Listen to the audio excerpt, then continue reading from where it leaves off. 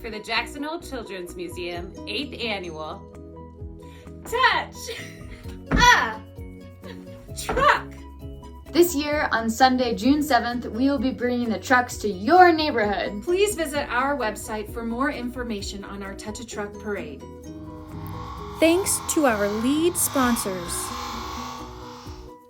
Bank of Jackson Hole and Jackson Hole Airport. Thanks to our big wheel sponsors, G.E. Johnson Construction and New West Building Company.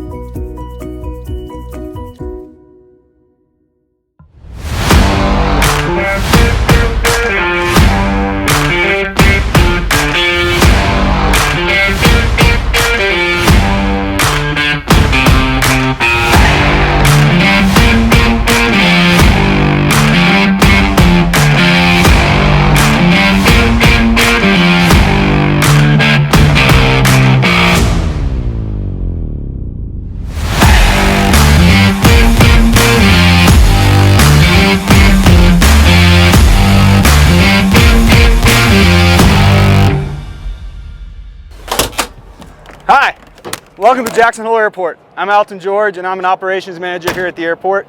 Being in operations means a lot of jobs, but the main job is the safe operation around the entire airport. And aircraft rescue firefighting falls into that. Yeah, that's right. We have a dedicated fire department here at your airport. So today, we're gonna do a virtual touch-a-truck for you guys. And while I'm sad we can't do a real touch-a-truck, we get to do a thing today that we've never gotten to do. Today you get to see our entire fleet. That's right, what's better than one truck? All 4 trucks! So let's go touch some trucks. So to start off our virtual touch-a-truck, we're gonna start with R4, as we refer to it, the squad.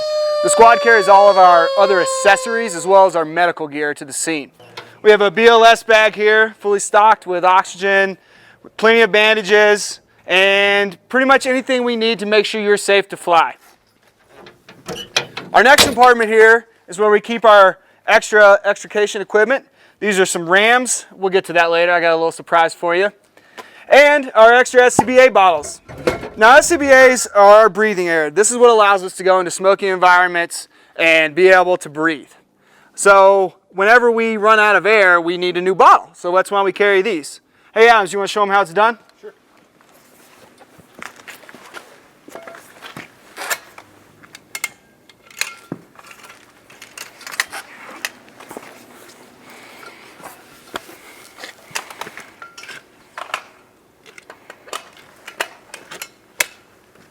Nice work. So now we'll move on to the back. Back here is where we keep a bunch of boxes. Now in these boxes is all the supplies we would need to start a triage on that mass casualty incident I was telling you about. So if you have many people that are hurt, we have plenty of supplies back here to start that medical operation. But the most useful tool on this truck thus far has been the winch. And during the winter, if you get stuck at our airport, we'll pull you out. Moving on to the other side of the truck, we just have more spare bottles and more SCBAs. Our last compartment here, the other side of our medical compartment, is our backboards.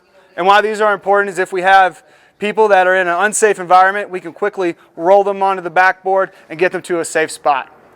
And that concludes the tour of the squad.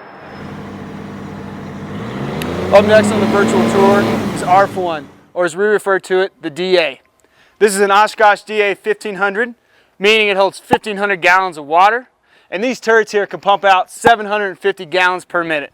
This is just a big water gun. As you see in the center here, it can articulate, allowing us to get into tighter spots and also get our way out of mud and snow when we get in too deep. Think that was cool? We're only halfway. Let's go check out the structure rig. Up next is R3, or the Pete. This is a 1995 Peterbilt. Holds 2,800 gallons of water, and it's actually an old structure rig that's been adapted for ARF. If you look up top, you'll see what we refer to as a snozzle. It's got a big boom and a turret to help us with aircraft fires. But what it can also do is help us if there's fires inside of any of the structures here around the airport. As you can see here, it's outfitted with a couple of crosslays, which can be quickly deployed and charged to get water on that fire fast. But that's not even my favorite part. Look up top. This monitor here is outfitted with a 1 3/8 tips at the end. And all we got to do when we pull up on scene is throw the pump on, jump out, hit our button for the monitor, and voila, we got water on the fire in less than a minute. And time is of the essence in firefighting. Let's move on around the truck and check out some compartments. First compartment here is all of our appliances, along with some extra hose. Since we don't have water hydrants in and around the airport, especially out on the airfield, we carry as much hose as possible to make sure we can reach wherever happens to be the fire. Up top here, we have LDH, large diameter hose, and a clamp just in case things go poorly and we need to shut her down real quick. Last compartment here, we have my favorite tool, the Halligan. This is used for forcible entry, for doors and such. And while we don't plan to use it a lot around aircraft, still a great piece of equipment to have on the truck. Next is our crash axe. And we have saws and stuff that'll get the job done, but if you need to take out some frustration, this crash axe is built to go straight through sheet metal and allow us to cut along the side to make entry to whatever we need. Lastly, if you don't want to carry a real tool, you can carry what we know as an officer tool. Has a utility shut off, cut some metal, and all in all just look cool.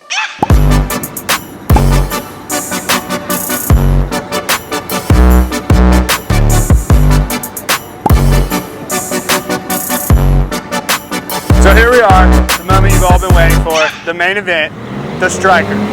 Now I know a lot of you kids have seen and touched this truck before, so if I miss anything about it, please explain it to your parents. This truck holds 3,000 gallons of water, is equipped with 2 turrets. This bottom one here can spray up to 1,200 gallons a minute. The top one 1,000 gallons a minute. That means we can fill an entire swimming pool in less than 10 minutes. I'm speechless. But what this truck really does is encompass everything about ARF. It's easy to use, it holds a lot of water, it holds a lot of tools. So let's talk about some of those. So the Striker carries a large portion of our extrication equipment. The 2 main components of that for us are our spreaders, which take 2 pieces of metal and spread them apart, and our cutters, which take metal and it cuts it. Also, we carry this saw. And while this looks like a regular firefighting rotary saw, it's actually equipped with a 14-inch blade instead of a 12-inch. That's so we can make sure we get through the aircraft skin and get to you on the first try. Because remember, time is of the essence.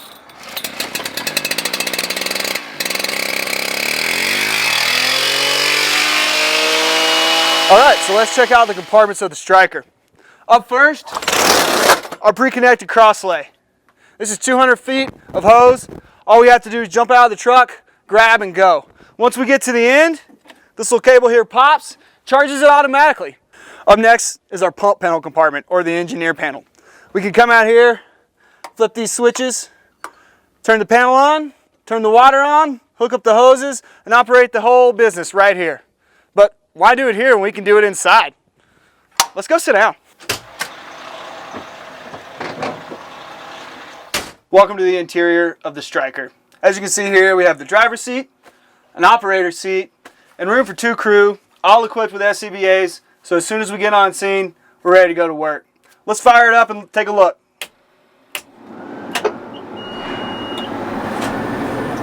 See all these joysticks here? They're just like your Xbox.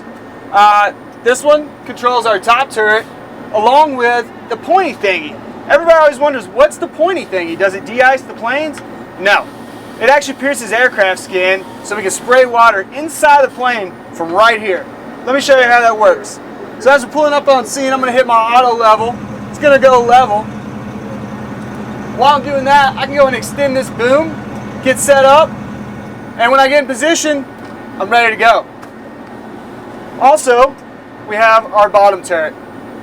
While en route, I hit this button, and it can just oscillate, and as soon as I get it where I want, stop it right in the middle, tilt it up a little bit to get the angle I want, and this is how I arrive on scene. Alright, that concludes the interior portion.